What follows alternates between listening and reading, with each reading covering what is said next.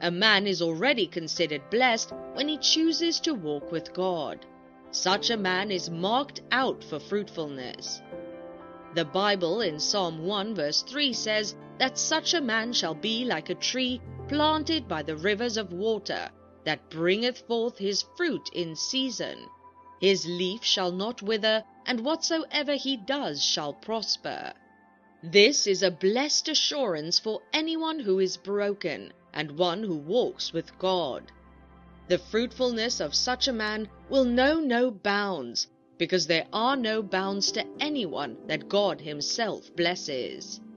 A broken man is a man that has the fear of God, and he desires to please God alone and continually.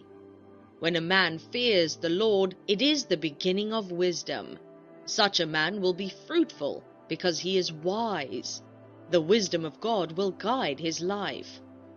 Through wisdom, ideas are birthed that will produce fruits that will be evident in his life, and all those that come around him will benefit and enjoy the fruit of his life.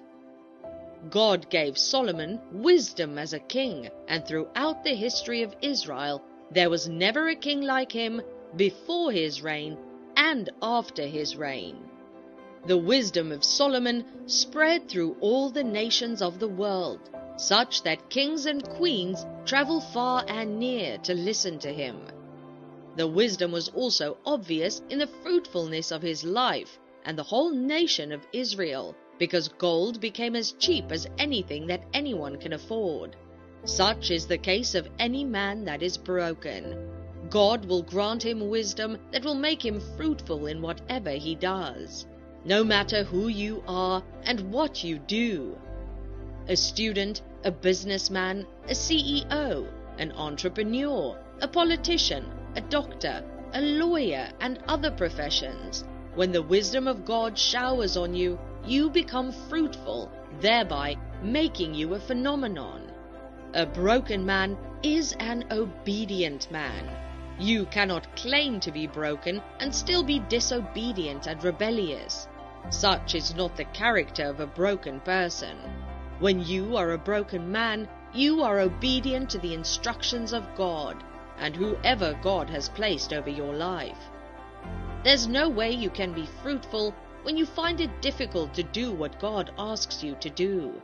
Fruitfulness starts from obeying the instruction or instructions that God gives you.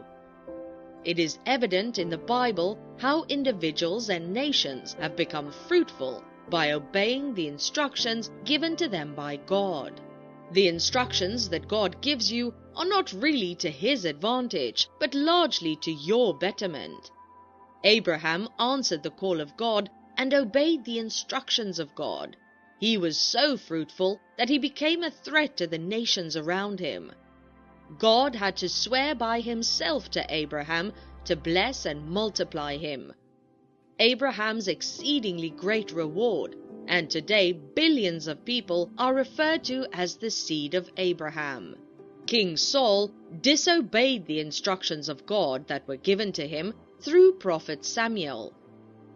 He was not broken because he cared about the opinions of others more than God. He did what was not asked of him, and because of that, the kingdom was taken away from him.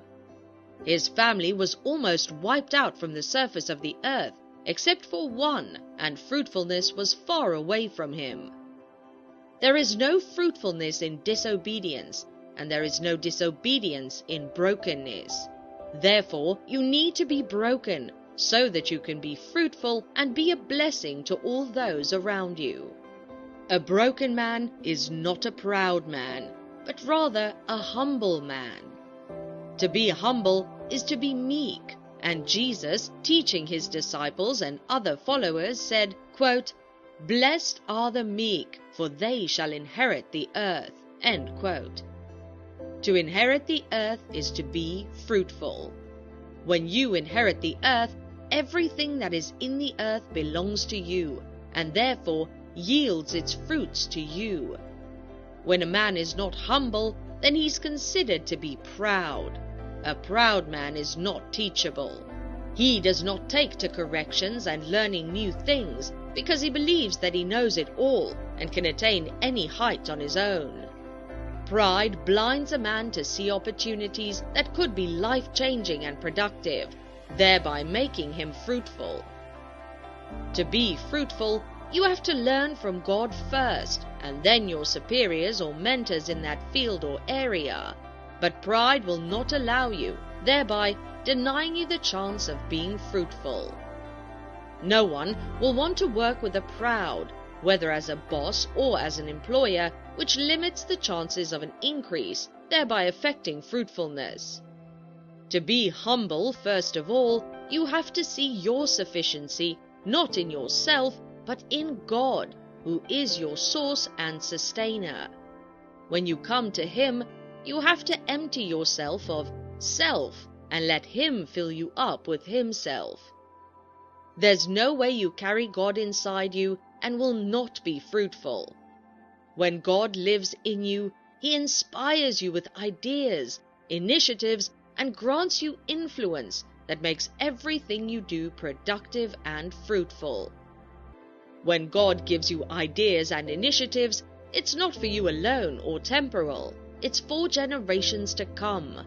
A proud man cannot work with a team of other experts to brainstorm and offer solutions to problems and issues that might be a giant strike and, like a stream, will continuously spring wealth. King Nebuchadnezzar conquered all the nations of the world, including Israel, and through him, Babylon became the world power at that time. It can be said that Nebuchadnezzar was fruitful, but pride was found in him, and the hand of God reduced him to an animal, a beast in the forest, and for 7 years, until he became broken and came to the realization that all belongs to God and He alone should be praised. Remain broken before God, remain humble at all times, and He will make you fruitful in all your ways.